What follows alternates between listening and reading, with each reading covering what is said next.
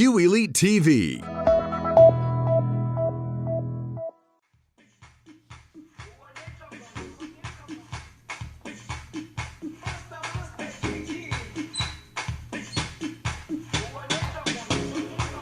Jerusalema ikayalami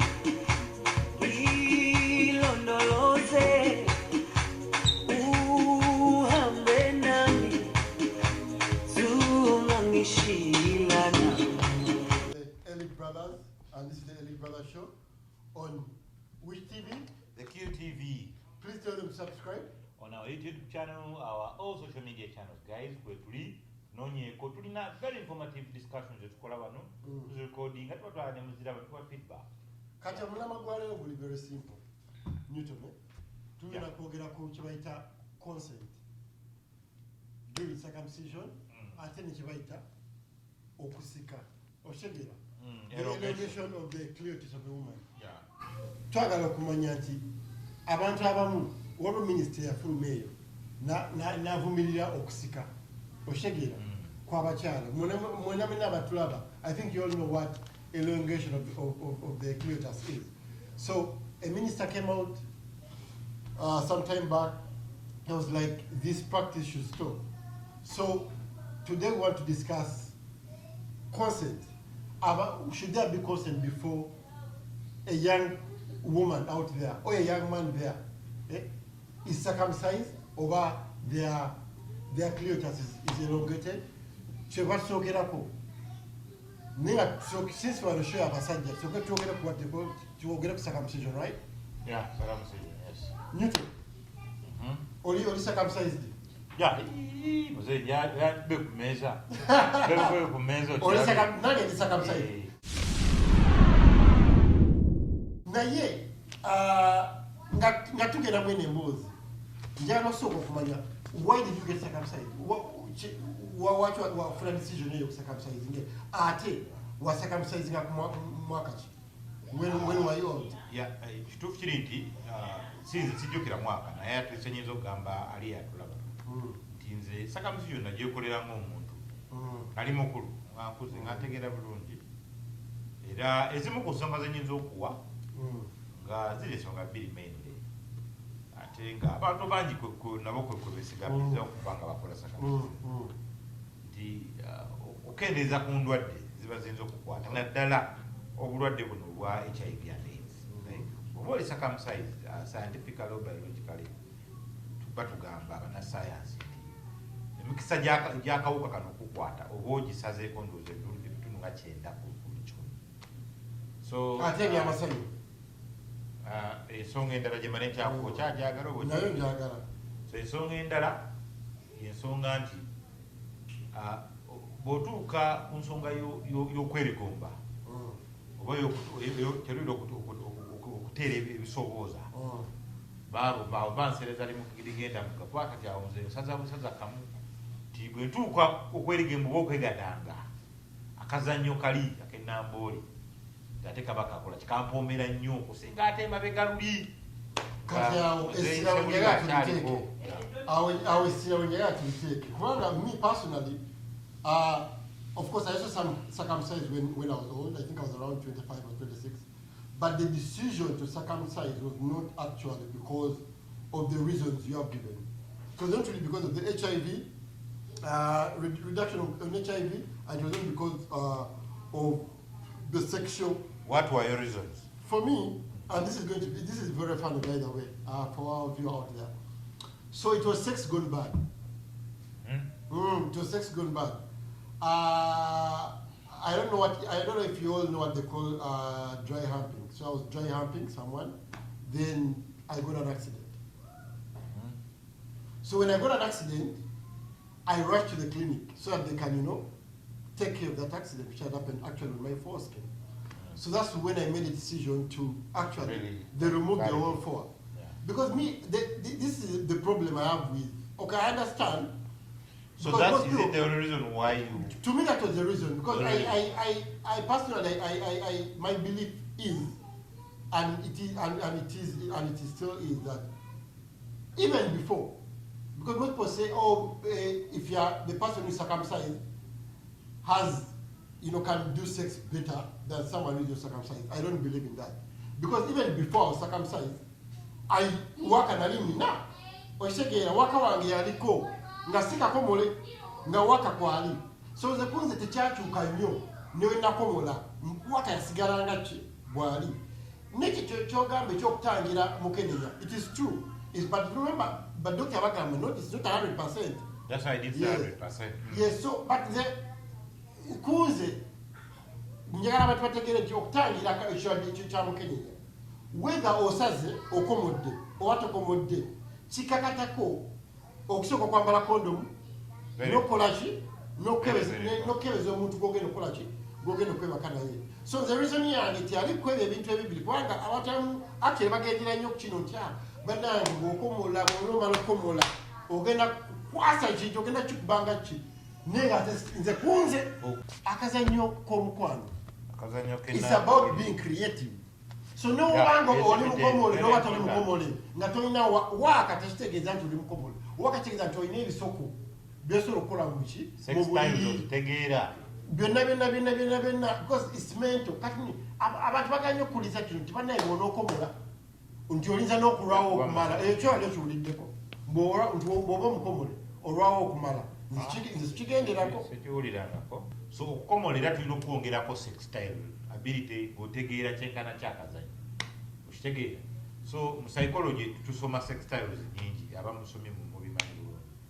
So tetujja kubeera bubeezaawo tugambe anti bakomodde ogenda ogwe wali kikyabuga tujja kufunayo kojja omulundi okubaleete temulowooza nti tuli bakojja tujja zinti tuwa birowoozo byaffe according to our experience. Bino birowoozo byaffe ng'abantu ate temulowooza nti ate munaye abasajja beevudde bakojja. So to reduce an HIV to like okunyumirwa akazannyo gw'olowooza is that the reason waki abaana abato kati kwati twagera ku basajja abaana abato babasala abalenzi babasala nga bakyali bato without their consent ate wali owuliddeyo ekintu kye bayita waliwo basala obusobo bwabwe ne bugana n'okukuba siyaasa. Yeah, I think okusinziira wawo oba okoledde circumcision gundi eyo bw'oba ogitutte mu mukugu agitegeera agikola bulungi and everything bw'oba ogitutte nga mu kintu takitegeera there are chances that a lot of things might happen along the way.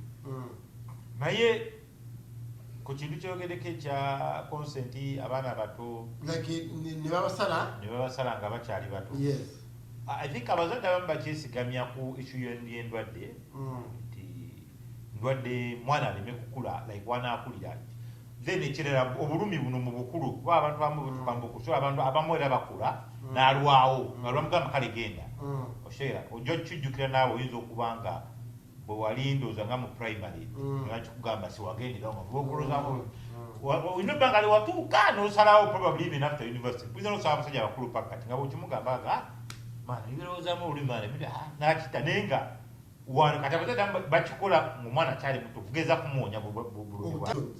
I personally believe nze nganze bazadde bange tebanzijako erebeetu balindekera eryokusalawo oshegera those nasalawo because it was an accident happened. But the thing is nze kyembadde nteesa mbu omwana bamuleke omwana w'obulenzi oyo bamuleke aweze emyaka 18 then watuke 18 ye abazeemu aweeyinze nti banange bwensala these are the advantages wembasaze these are the advantages bwembasisaze oshegera manyi bayibuli tugamba fe abazadde ffe bakatonda boki bokunsira katonda tuwa abaana bano era decisions zetubakolera tetuzikola lwa nsonga ndala yonna netuzikola olw'obwagazi bwetuba tulina eri abaana baffe. Newoba eyo decision egenda eyinza okukola harm ku mwana wo. Kwanza nkwadde live example waliwo taata yasayawo omwana we nebamusala ng'akyali bebi ne bamusala bubi akasolo tasobola kuba gundi mu bukulu baba tebasobola kasala bubi anti tugamba mu bukulu basobola omusala obubi but at least it falls on him and the other one can follow the parent. No, it falls on you which is okay because I was your parent and I made a decision.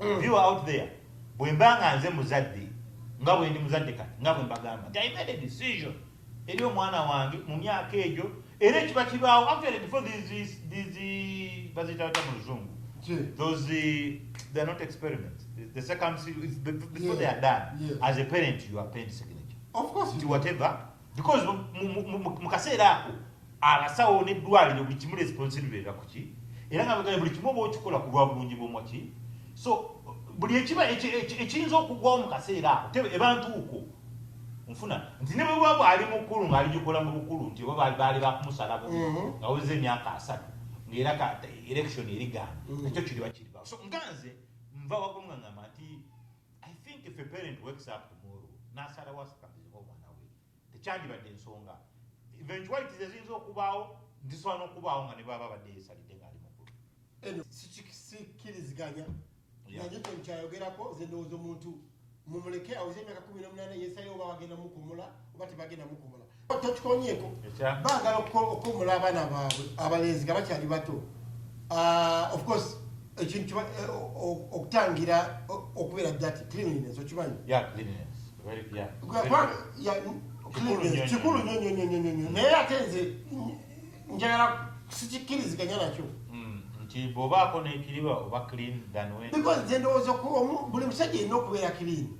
It has nothing to do whether you have a fair skin or no fair skin. I think the point is that nti abamu ku ne babasajja bakulu bwe baba banaaba era tewulira abasajja basinga bawunya beerabira okunaaba ne batugula naye ng'ate wali bwebanga skin eteriiko ne bwebazanye kwata automatically oba onaabyewo abantu wobeera dati noba nga tolina kiriba naye ng'oli dati whether oyina ekiriba whether tokirina okubeera clean has nothing to do woba oyina ekiriba nze ngagambe nga sina sala I was really clean. What would you do to make sure you're clean? Of course, ideally I would make sure I clean at least 4 times in a day. Katukoloza buli musajja alina endowooza tulekerawo okwekwasa tujja ne tuyamba abo abatasobola kumanya 4 times a day. So mbwa nina okunaaba n'ensiko ekiriba kakugambe soko noba nga oli musale kati bwe tugamba 4 times in a day ojja bba owunya ate owunyanga ono but it is what it is bato ne bajjalo ensonga endala ey'abakazi okusika waki tebalinda myaka 18 baali beesalirawo ku nsonga eyo bwe baba nga okusika bakyesigamya ku enjoyment omwana ono bw'anaakula enjoyinge I would think okay bandimulese naakula n'abenga that decision so tekiringa ku mulenzi nti ze kiriko medical cleanliness ebyo ebya enjoyment though nze era oludda ngamba nti ensonga eyo erimu obuwangwa n'ennono ffe mu Buganda tukitunuliranga ekintu ekikulu era kuviira ddala mu bajjajjaffe ensonga eyo twagikwatanga bunnabwala naye tugiwa ekitiibwa naye ate weesanga omukyala gyava kalcha mwava ebintu ebyo tebimanyikirwa tebabikola singa yafuna discussion n'atuula this issue has nothing to do with tribe. Even if it's mainly done by the Baganda, me I'm the minister, I don't need to be in Uganda for me to say that if there is evidence of sexual abuse, you need a meeting of coercion, or dialogue with the Baganda or Labe. If there is evidence of coercion, if there is evidence of sexual abuse, I don't care if I'm not did she have the evidence? She never had evidence. There was no evidence. For any information, yava buvyeringa ebitwagwamu bigwatomera bikopo beba baminisita ba Museveni balonda abatomera butomeza ebikopo ate abatalina qualified kuba mu ministries ezo nfuna neze nzira ku nsonga nti bwe kibanga kya enjoyment I would somehow agree and say okay mwala yandirindiddwa but there was a way.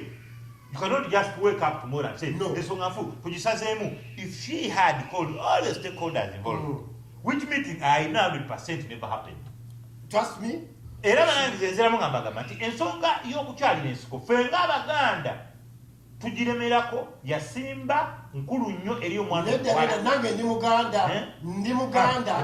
Ebigambo byange it is what it is. Nedda is not what it is. Kangambe kimu kambagambe. Tulekerawo okwekisiganya ku bintu byayita okyo eby'Obuganda ebyono weba nga violating of women's rights. ennono bweba eringa sexual abuse ennono bweba eringa coercion then tetugenda gendako ennono tulekera okukyali ensiko is not really a big issue. If a woman to be good in bed, it has nothing to do with her clitoris is elongated or not. And that's a fact. Views are fair. So to circumcision, what is your conclusion? On circumcision, I believe as a parent, a decision lies with the parent, with the decision to circumcise the kid, lies with the parent. Eventualities during the process. That one I think I stand with that. Then with the child elongation, if it is for enjoyment, sigana mwana bamulinda nakula naye sayira oyagala nyimiro batanyumirwa. So fenga abaganda songe twali tetugirinaako buzibu yavadda mbajjajjaffe nono zaffe omukyala yakyaliranga ensiko kugeza viewer out there tuve mu bino ebyagamba nti byabuwangwa, it is culture, it is a tradition. No, whether it's circumcision, whether kusika omuntu aweze emyaka 18 yesalirewo whether bamusala oba bamusika njogera wano tubijjemu bino nti wabwe batamusika tanyumirwa nti waba teyasika nti tajja kuwooma oba nti omusajja wabeera mukomole tajja kukwasaganya bintu. Nedda, sex has nothing to do with whether oli mukomole or not. Sex has nothing to do with omuntu musike oba si musike.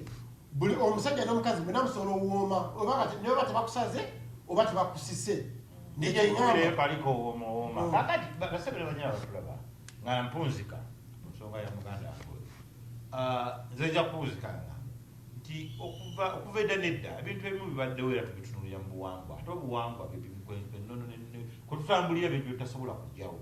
So okugamba omwana musakamusaizinge ngaakuze there are a lot of disadvantages nti kati obulumi bwoba ogenda omuteekamu musajja mukulu kyo leero abasajja abakulu abamu bakyatya pakati abamu nga tebayitanga nayo wabula walowooza ku kisesaawo yagamba so ekisonga lwaki abazadde abasinga bakimuyambako ng'akyali ki akyali muto. So bino ebiyinza okuvaawo ngaoba bamusaze bubizi bino tetugaana ensobi zonna ziyinza okujja kyeŋŋamba naye bakusaze mukulu nga weesaliddewo a mistake can always be made.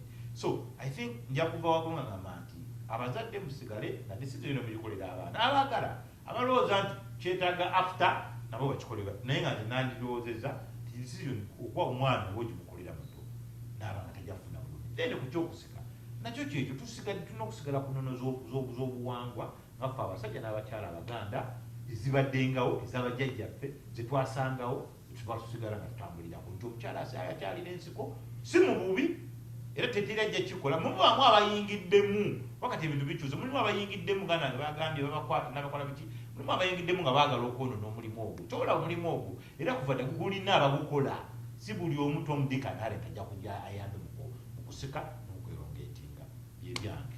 Okay, Mwami Newton. Yes sir. What basubscribinge ku gundi ki? YouTube channel yaffe Elite Brothers ku QTV. Guys, it's what it is. It is what it is, brothers. See you We're next signing time. out. Bye.